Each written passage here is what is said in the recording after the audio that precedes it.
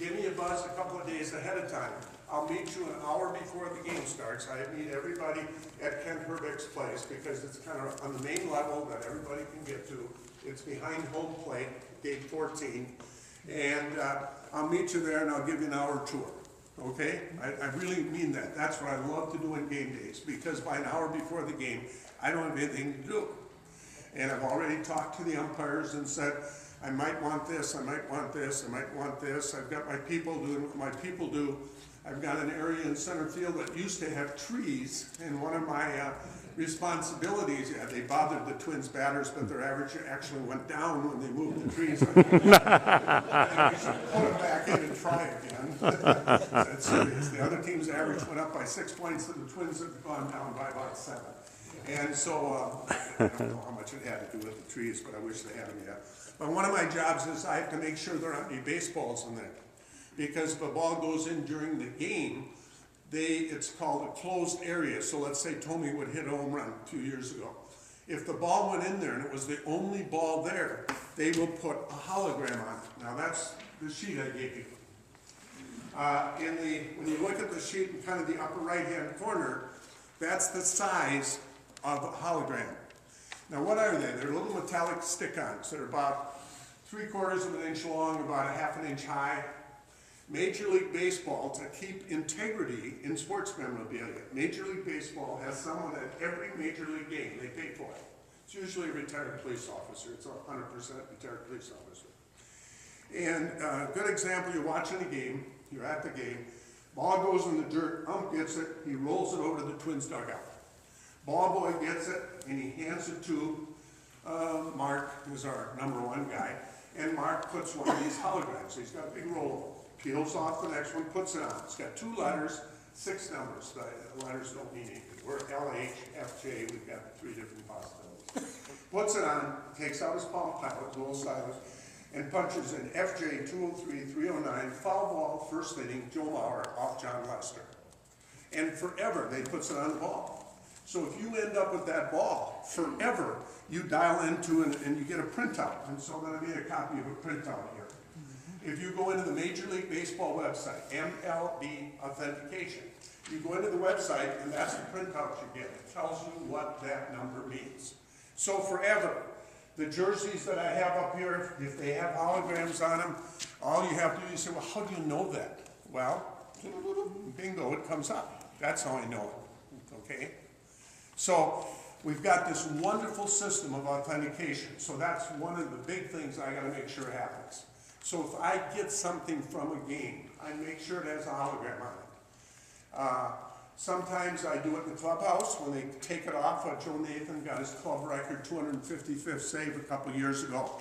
After the interviews, he looks up and sees me and says, okay, what do you want? And I said, your hat, your jersey, your pants, your shoes, and your glove. And everybody did the same thing. I get the same reaction. So the authenticator starts putting the holograms on. Now, he wanted to keep his glove for the rest of the year. And I don't blame him, but I want it when the year's over. So they put a hologram on, and then they put forensic powder over the hologram. And you don't see it, you don't smell it, but when you put the magic light on it, because it will sweat off, and the holograms sweat off his glove. But at the end of the year, they put the magic light on it, yep, there's where it was. They'll replace it, and it's still provable that that's the glove. When Lariano got his no-hitter, I got a lot of stuff he wore that night.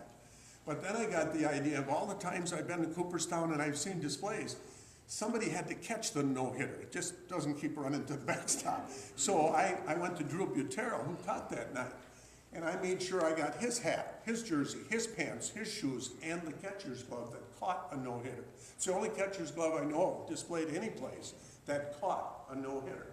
So I'm like a little kid that had a dream that this is what I want when I get older. It doesn't mean I get it. When I talk, I say we a lot. People say, you always say we. Well, yeah, there's somebody in the clubhouse that does this. There's somebody on the road that does that. There's the guy putting the hologram on that does this. It's Dave St. Peter. It's the Polads. It's the, everybody plays part of this. If Dave wasn't president of the Twins, Dave would be the curator. He probably knows more about baseball for his age than anybody I've ever met. It's amazing what he brings up and how he drops things to me. kind of even keeps me on my toes once in a while. And so it's just a cool thing. I don't know what I'm going to do a lot of times when I go to work. Somebody calls up, they announced we got the 2014 All-Star game. The next day I get a call from a guy in Owatonna, and he said, I have the first pitch ever thrown out in an All-Star game in the Twin Cities, the 65 All-Star game. And I said, tell me about it, because I know who threw it. He said, who threw it? I said, Charlie Johnson, an old sports writer for the Minneapolis Trib. He used the Tribune sports page as kind of his pulpit. And he got Met Stadium built when it was originally intended to be for a minor league team, the Millers. And then it was expanded, of course, and then talked the major league team into coming here.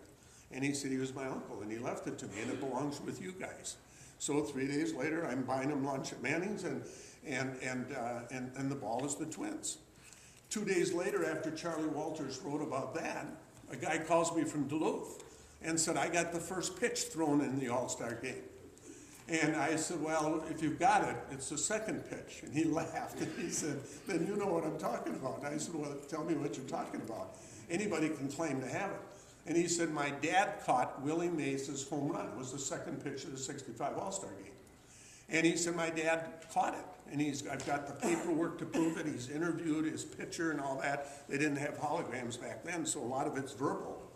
And so we're in the process of obtaining that. Because of tours I give on game days, a guy went by one day and he said, you know, in your case in the Metropolitan Club, after Old Met Stadium, in your case, he said, I've got the first pitch ever thrown at Met Stadium. And I looked at him and I said, oh, that's really cool, because I tried to get that for about 20 years. And I said, tell me the story. And he said, my uncle was Harold Egge. And I said, then that's the guy, because he caught the first pitch ever thrown at Met Stadium in '61. April 21st, '61. I was there with my dad. And a foul ball, and he caught it. I went over to his house probably, when I was Clyde the Collector yet, I probably went over there 8-10 times over the years and tried to talk him out of it. Buy it, do anything.